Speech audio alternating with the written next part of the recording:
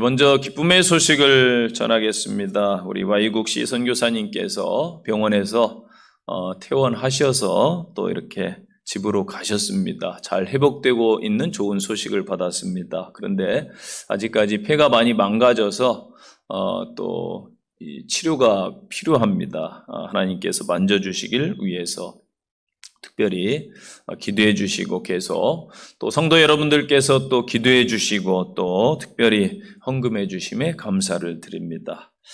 사모님과 이렇게 거의 20일 이렇게 아프셨는데 20일이 이제 넘었죠. 그렇게 카톡을 주고받으면서 이번 일을 계기로 저 자신을 조금은 좀 돌아보게 되었습니다. 어찌 보면은 이 국내에서 나는 그래도 편안히 목회하고 있는 것이 아닐까라는 생각을 했습니다. 정말 타국에서 오늘 또 많은 분들이 해외 선교에 속한 분들이 힘겹게 선교하고 계신데 위에서 기도를 해 주시기를 바랍니다. 사모님께서 따님 한 분이 계세요. 아직 딸이 그렇게 장성하지 않았기 때문에 어린 딸과 함께 얼마나 두려웠을까 그런 생각을 해봤습니다. 그런데도 늘 믿음의 말씀을 하셨고 또 하나님을 의지하는 그러한 모습을 보여주셨습니다. 또 이번 기회를 통해서 아마 하나님의 은혜를 크게 체험하는 그러한 기회가 되셨을 겁니다. 이렇듯 사람들은 생사의 위기 앞에서 하나님 앞에 더 가까이 가게 됩니다. 그 가족들도 함께 가겠지요. 타국에서 누굴 의지하겠습니까? 오직 하나님 한 분만 의지하고 더욱더 아마 간절해졌지 않을까. 그래서 저희의 기도가 더욱더 필요한 줄로 믿습니다.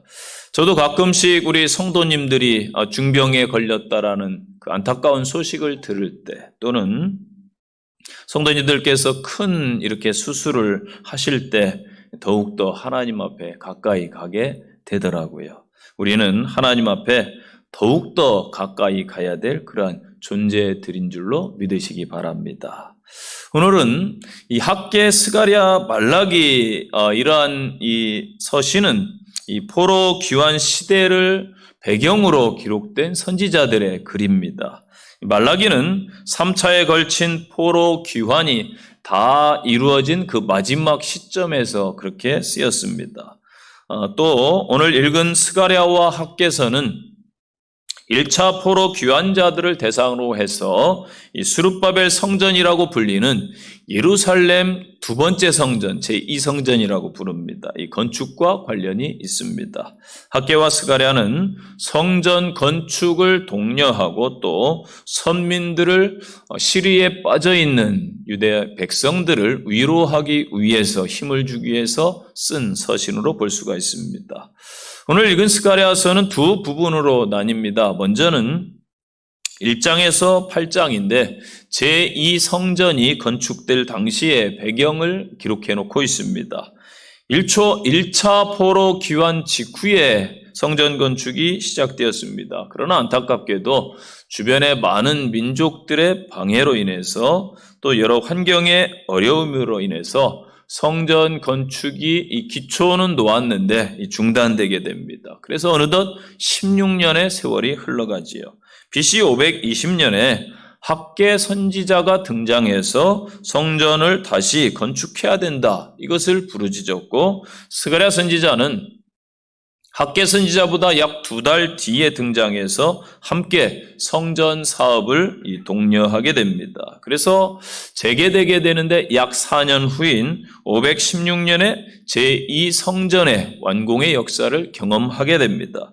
다시 시작한 선민들을 격려하고 위로해 주기 위해서 하나님께서 이 계시의 말씀을 기록해 주신 것이 이 1장에서 8장까지의 말씀입니다. 그 다음에 이제 후반부가 9장부터 14장까지의 말씀인데 1장과 8장과 조금 문체와 여러 상황이 다릅니다. 현저한 차이점을 가지고 있는데 이 성전이 완공된 다음에 약 40년 후에 쓰여졌다는 특징이 있습니다. 또 이 전반부는 선민 공동체가 직면한 실제적인 문제, 이 성전 건축과 또 그들의 신앙 양식, 금식 문제라든지 여러한 생활 양식에 대해서 쓰여졌다라면은 후반부는 좀 다르게 이 묵시적이고 종말론적인 내용을 담고 있어요. 그래서 이제 스가랴서를 구약의 이제 요한계시록이다 그렇게 표현도 합니다. 그 이유는 성전 재건 이후에도 이 포로 귀환자들은 확고한 생활의 안정을 찾을 수가 없었습니다. 자신들이 포로로 잡혀가 있는 동안에 이 유다 본토에 이방인들이 몰려와서 이 땅을 차지해서 그냥 눌러앉아서 지금 살고 있습니다. 그래서 그들과 돌아온 다음에 생활하다 보니까 이 혼혈인들이 생기게 되고 또 불편한 동거를 하게 됩니다. 또 그 당시에 국제 정세가 요동쳤습니다. 이 아시리아와 이 애굽이 이 제국인 바벨론의 반란을 일으킨 사건이 있었고 그러다 보니까 제국 내의 질서가 흐트러지고 무너지게 됩니다. 또한 당시 유대 공동체를 하나로 묶어줄 이 정치 지도자, 종교 지도자가 전무했다라는 안타까운 그런 상황에 처해 있었습니다. 이 외적인 난관보다 더 문제는 내적 침체 또 회의의 확산이었습니다. 학개와 스가랴 선지자의 격려로 예루살렘 성전이 완공되었어도 이 별반 삶 속에서는 크게 달라진 것이 없었습니다.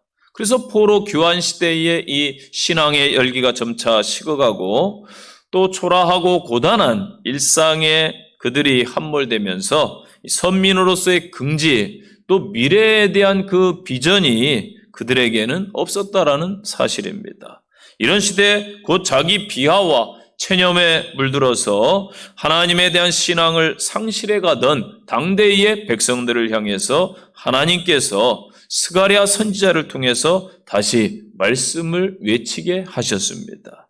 선민 자신들은 초라한 존재가 아니라 역사를 주관하시는 하나님이 함께 하시는 백성이다. 또한 종말론적으로 메시아 왕국 이 땅에 궁극적으로 세워주시기 위해서 최종 승리는 곧 선민에게 허락하셨다. 또한 그렇기 때문에 근본적으로 진리이신 살아계신 하나님의 약속을 다시 믿으라는 그러한 말씀을 주셨습니다. 여러분 오늘날 저희들도 마찬가지입니다. 현실의 여건이 어떠하든지 우리 하나님은 늘 역사하시고 계십니다. 믿습니까? 저희와 함께 하십니다. 우리를 온전히 세우실 그 하나님 앞에 저희들이 유대 공동체 백성들처럼 다시 서야 될 줄로 믿으시기 바랍니다. 오늘 본문을 통한 교훈의 말씀입니다. 첫째는 온전히 세워질 교회를 기대하라는 거예요. 온전히 세워질 교회를 말씀해 주고 있습니다. 1절 보세요. 여호와의 말씀이 이도의 손자 베레가의 아들 선지자 스가랴에게 임하니라. 스가랴에게 처음 하나님의 말씀이 임한 때는 오늘 말씀 1절에 기록된 대로 다리오 왕 제2년 8월입니다. 이 페르시아 3대 왕 히스타스페스를 가리키는데요. 그는 521년부터 486년까지 통치했어요. 521년부터 통치했으니까 2년이면은 BC 520년을 말합니다. 이때 선지자 학개에게 하나님의 말씀이 임했고 2달 후에 이 스가랴 선지자에게 또한 하나님의 말씀이 2명의 선지자에게 하나님의 말씀이 이 성경에 보면 동시에 거의 임한 적이 없습니다. 이 두 선지자에게 주신 말씀의 내용은 모두 성전을 다시 일으켜라. 성전을 온전히 세워라. 그러한 말씀을 주신 것입니다. 이런 사실을 통해서 우리는 중요한 한 가지 사실을 발견할 수가 있습니다. 그것은 하나님께서는 현재 무너진 성전이 세워져서 온전히 재건되기를 원하신다라는 사실입니다. 다윗이 준비하고 솔로몬이 세운 성전은 586년 예루살렘 성의 함락과 함께 더불어 파괴되었습니다. 이 바벨론 군대에 의해서 이루어진 일이지만은 실상은 하나님께서 계획하시고 주도하신 일입니다. 성전은 하나님께서 당신의 이름을 두시고 당신의 백성들을 만나는 장소였습니다. 이런 성전을 바벨론을 통해서 파괴하신 이유가 무엇이겠습니까? 유다 백성들이 우상 숭배와 형식적인 예배로 성전이 더럽혀졌기 때문입니다. 성전으로서의 가치를 상실했기 때문입니다. 이제 선민이 다시 돌아왔고 다시 회복되었기 때문에 하나님께서는 선민 유다 백성과 함께 성전에서 다시 만나기를 원하셨다라는 것입니다. 제2성전은 포로 귀환 1년 만에 정초식이 진행된 뒤에 이 사마리아인들 또한 주변 민족들의 방해 또 일하다 보니까 노역이 너무나 힘들어요. 또 그 당시에 역사적으로 보면 자연재해가 또 겹쳤다라는 사실이 있습니다. 그러다 보니까 공사가 중단되어서 어느덧 16년 동안 방치되어 있습니다.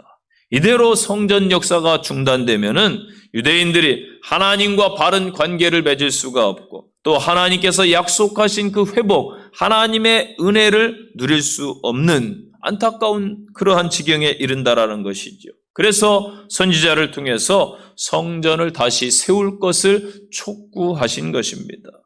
지금도 하나님께서는 당시처럼 하나님의 교회들이 이 땅 세계 곳곳에 온전히 세워지기를 원하고 계십니다. 그 사명을 저와 여러분 성도들에게 위임하신 거예요.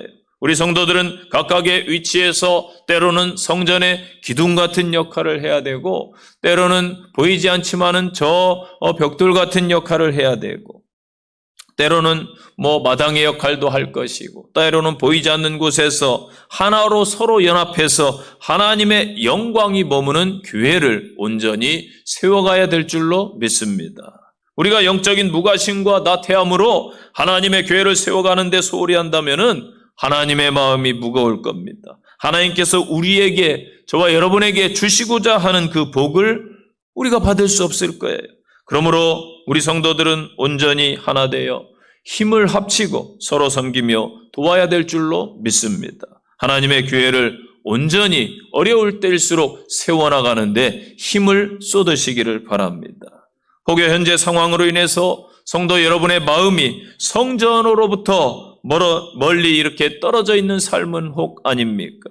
2절에 보면은 하나님께서 진노하셨다라고 말씀하고 있습니다. 물론 과거의 일을 회상시킨 거예요.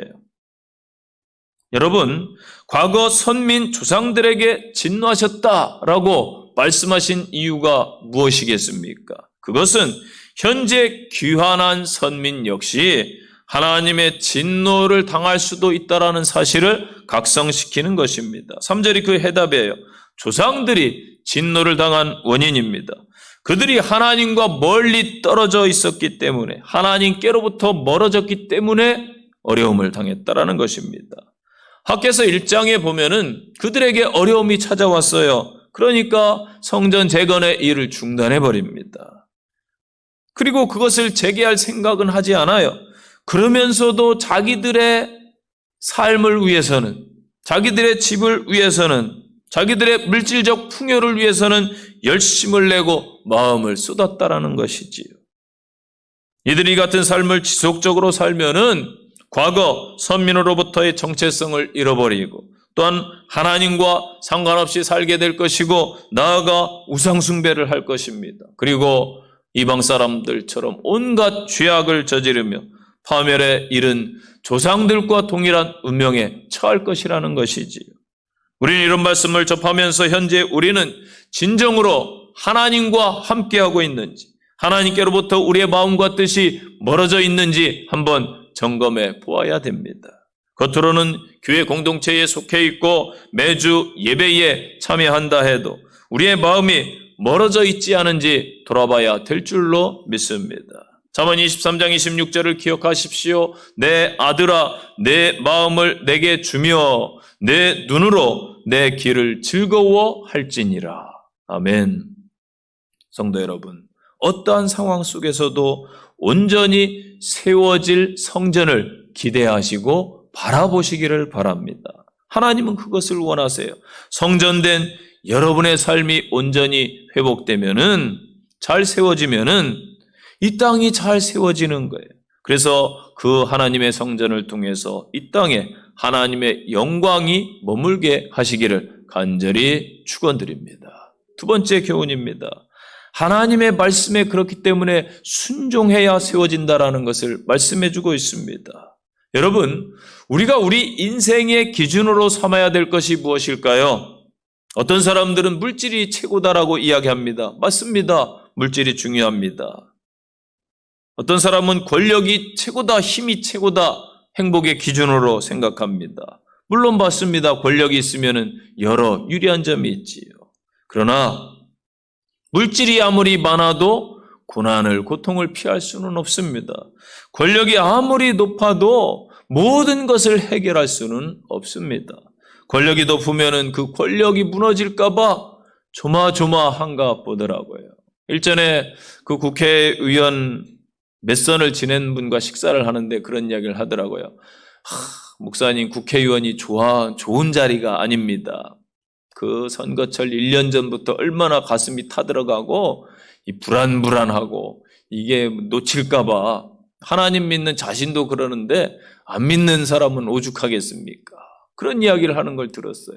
이거 놓칠까봐 그것을 염려하는 것이겠지요. 영원하지 않습니다. 여러분, 우리는 하나님의 말씀을 기준으로 삼아야 됩니다. 하나님의 말씀은 곧 영원하기 때문입니다. 4절 말씀 보세요. 너희 조상들을 본받지 말라. 하나님께서는 이스라엘 백성들에게 너희 조상을 본받지 말라 말씀하십니다. 조상들은요, 하나님께서 그들에게 보낸 여러 선지자들의 외침, 돌이켜라, 회개하라, 하나님 앞에 돌아와라, 이 말씀을 우습게 여겼습니다. 성전과 예루살렘 성이 무너질 것이다, 회개하라고 외친 예레미야를 거짓 선지자로 몰아세웠고 그를 심지어 죽이려고 했어요. 여호야김 왕은요, 예레미야가 선포한 하나님의 말씀의 그 두루마리를 칼로 베가지고 화롯불에 다 태워버렸어요. 이런 만행을 저질렀어요. 하나님의 말씀을 듣지 않은 결과 그들은 이방인의 포로가 되어서 큰 고통을 겪었습니다. 또한 그 이후의 세대는 자신들의 잘못과는 무관하게 조상들의 잘못 때문에 이방인들에게 지금 멸시와 천대를 겪고 있습니다. 여러분, 성경에 보니까 북이스라엘의 악한 왕들은 모두 느바세 아들 여로보암의 악한 행위를 본받아 그 악한 길을 따랐다라고 성경은 증언해주고 있습니다. 이게 열왕기상 16장, 열왕기하 3장 말씀입니다. 반면에 유다에는 그래도 선한 왕들이 있었는데 그 선한 왕들은 모두 다 이상적인 다윗 왕과 비교합니다. 그 조상 다윗처럼 정직하게 행하였다라고 증언해주고 있습니다. 그래서 칭찬을 받았어요. 열왕기상 15장 또 열왕기하 18장에 기록해주고 있어요. 여러분, 사람은 죽어서 이름을 남기는데 여로보암은 악한 이름으로 기록되어 있습니다. 우리는 주변 사람들에게 어떠한 사람으로 또한 어떤 신앙인으로 기억되고 있습니까? 자녀들은 부모를 따라갑니다. 후대는 선대를 따라가게 되어 있어요. 항상 하나님을 경외하는 신앙의 삶을 그래서 열심히 살아내야 될 줄로 믿습니다. 그래서 신앙의 진정성을 확인하는 시금석은요, 바로 하나님의 말씀에 대한 순종 여부에 달려있다라는 거예요. 4절 말씀을 다시 보세요. 하나님이 그들 조상들에게 진노하신 이유를 말씀하십니다. 악한 길에 빠져서 악한 행실을 일삼으면서도 바른 길로 돌아오라는 선지자들의 하나님의 말씀에 그 선포에 귀 기울이지 않았습니다. 여러 의인들, 선지자들을 통해서 회개하고 돌아올 것을 촉구하셨지만은 그들이 길을 막고 마음을 닫고 듣지를 않았습니다. 우리는 잊지 말아야 됩니다. 과거 조상들은 심판의 순간까지도 착각을 했어요. 선민의 자부심이 있었고 자신들은 복과 구원에서 절대 제외되지 않을 것이라고 확신을 했습니다. 그들이 이런 확신을 갖는 데에는 나름의 근거가 있겠지요. 먼저는 믿음의 조상 아브라함과 그 이삭과 야곱에게 허락하신 그 자기들이 그 후손이라는 거예요. 하나님은 그들의 후손에게 복을 주실 것을 성경에서 약속해 주셨습니다. 또한 그들이 거하는 유다와 예루살렘 땅의 중심에는 하나님이 당신의 이름을 두시겠다고 하신 거룩한 성전이 있었습니다. 그곳 성전에서 그들은 매 안식일마다 월삭일에 절기 때마다 그들이 제사를 드리고 분향을 했기 때문에 그들은 섭리라 주장했고 하나님을 경외한다라고 생각을 했다는 것입니다. 그런데 그들은 치명적인 문제를 안고 있었습니다. 그게 뭐냐? 바로 불순종이라는 것입니다. 하나님이 주신 말씀대로 살지 않았습니다. 여러분, 하나님의 말씀, 그 말씀대로 살지 않는 게 곧 불순종인 거예요.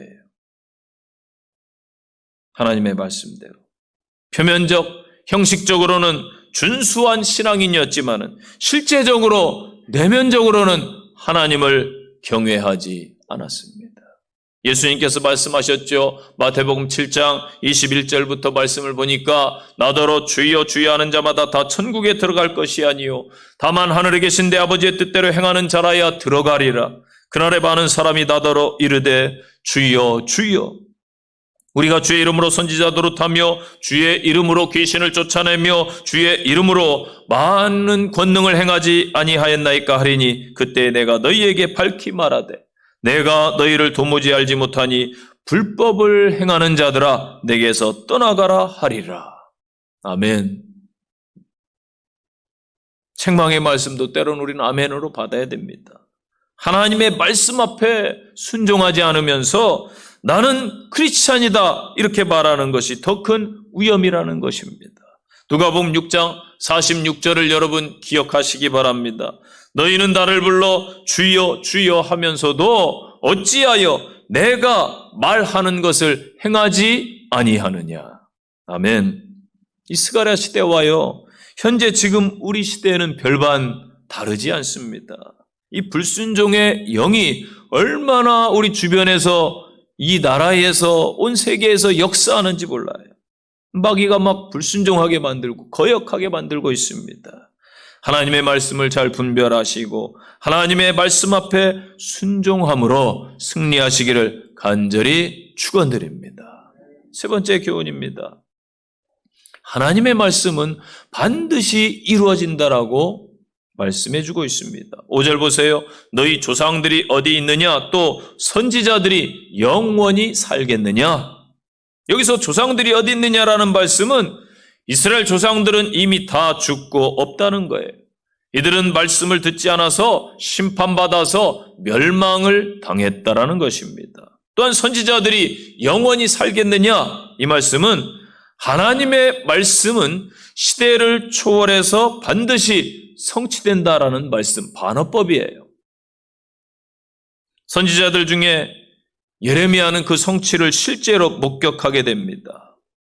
얼마나 선지자 아픔일까요? 자기가 예언한 말씀이 그 이스라엘 백성들에게 그대로 임해가지고 그 예루살렘 성이 막 살육의 현장에서 초토화당하고 포로로 막 끌려갈 때에 그 예루살렘의 파멸의 현장에서 예레미야는 슬프게 울부짖었습니다. 그러나 대부분의 선지자는 다행히도 선민에 대한 하나님의 심판을 보지 못하고 죽었습니다. 그러나 그들의 입을 통해서 선포된 하나님의 말씀은 그들의 죽음에도 폐기되지 아니하고 살아 역사했고 기어이 성취되었다라는 말씀입니다.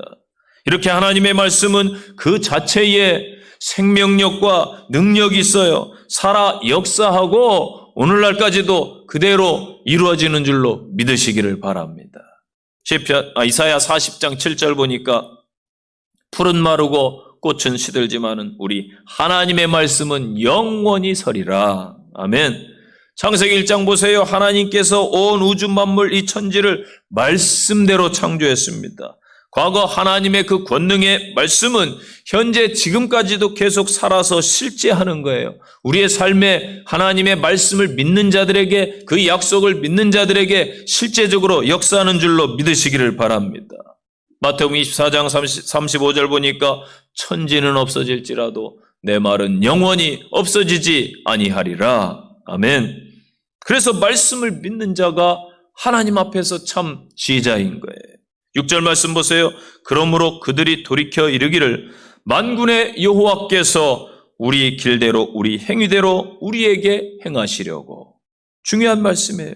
하나님은요, 정확하신 하나님이십니다. 우리가 간 그 길대로 우리의 행위대로 역사하십니다. 쉽게 말하면은 콩 심은 데 콩 나고요, 팥 심은 데 팥 나는 거예요. 유다 선조들은 미련해가지고 선조들이 바벨론 포수가 이루어진 이후에 하나님의 말씀이 이루어지구나, 하나님의 말씀대로 되었네, 이 진정성을 인정하기 시작하고 깨닫게 되는 거예요. 저 자신도요, 과거에 미련해가지고 이 어른들의 말이 이렇게 해라 저렇게 하라, 부모님이 이렇게 해라고 알려주면은 네 알겠습니다 라고 순종하면 되는데, 청개구리처럼 제가 불순종했었어요. 그러다 보니까 꼭 겪어보고 체험해보고 나서 안 좋구나, 늦게 깨닫는 거예요. 그럼 뭐가 남아요? 후회가 남아요. 여러분, 인생은 후회를 많이 하면 절대 좋은 인생이 아닙니다. 그러니까 어때요? 고생을 하는 거예요. 고생. 돌아가지 않을 길도 이스라엘 백성들처럼 삥삥 돌아서 40년 만에 가는 거예요. 늦어요. 그래서 늦게 깨달으면은 미련한 인생이 되는 거예요.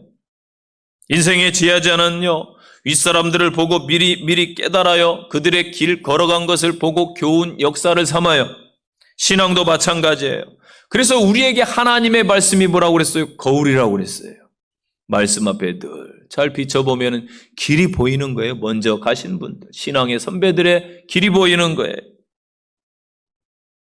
이스라엘의 불순종과 믿음 없음을 보고 저희들이 빨리 깨달아야 되는 것이지요. 진정 지혜로운 신앙인은 하나님의 말씀이 주어졌을 때에 그 진정성을 믿고 준비하는 사람입니다. 여러분, 왜 성경에서 열처녀의 비유를 말씀했을까요? 사람들이 못 깨닫기 때문에 비유로 말씀을 주는 거예요. 미리 준비하고 기다리는 슬기로운 5 처녀가 되시기를 바랍니다. 앤디 앤드루스가 쓴 다시 시작하는 사람들을 위한 심리학 수업이라는, 요즘에는 심리학 책도 딱딱하지 않고 쉽게 쓰여진 책들이 여러 책들이 있어요. 앤드루스가 쓴 책에 보면 이런 내용이 나와요. 당신은 자신의 인생에게 어떤 질문을 던지고 있습니까? 다시 말해서 오늘보다 더 나은 내일을 위해서 무엇이 필요하다고 생각하고 어떤 답을 찾고 있습니까? 당신이 찾아낸 답의 질은 당신이 던진 질문의 질에 의해서 결정됩니다.